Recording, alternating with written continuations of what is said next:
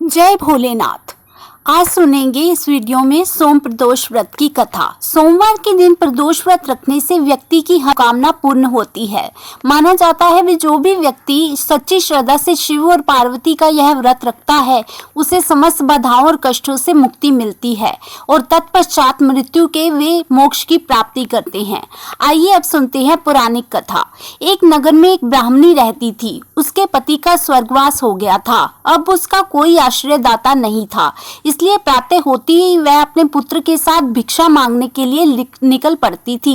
भिक्षाटन से उसे जो भी प्राप्त होता वह स्वयं व पुत्र का पेट पालती थी।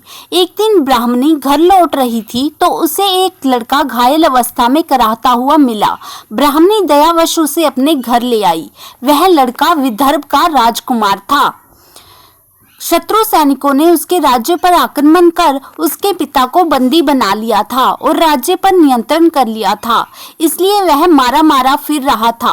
राजकुमार ब्राह्मण पुत्र के साथ ब्राह्मणी के घर रहने लगा।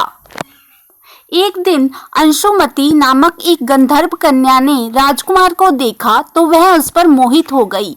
अगले दिन अंशुमती अपने माता पिता को राजकुमार से मिलाने लाई। उन्हें भी राजकुमार भा गया। कुछ दिनों बाद अंशुमती के माता पिता को शंकर भगवान ने स्वप्न में आदेश दिया कि राजकुमार और अंशुमती का विवाह कर दिया जाए। उन्होंने वैसा ही किया। ब्राह्मणी प्रदोष व्रत करती थी। उसके व्रत के प्रभाव और गंधर्व राज की सेना की सहायता से राजकुमार ने विदर्भ से शत्रुओं को खदेड़ दिया और पिता के राज्य को पुनः प्राप्त कर लिया और आनंद पूर्वक रहने लगा।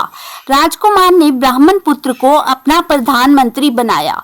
ब्राह्मणी के प्रदोष व्रत के महात्म्य से जैसे राजकुमार और ब्राह्मण पुत्र के दिन फिरे, वैसे ही शंकर भगवान अपने दूसरे भक्तों के दिन भी फेरते हैं। अतः सोम प्रदोष का व्रत करने वाले सभी शिव भक्तों को यह कथा अवश्य पढ़नी और सुननी चाहिए। जय शिव शंकर भोलेनाथ जी की।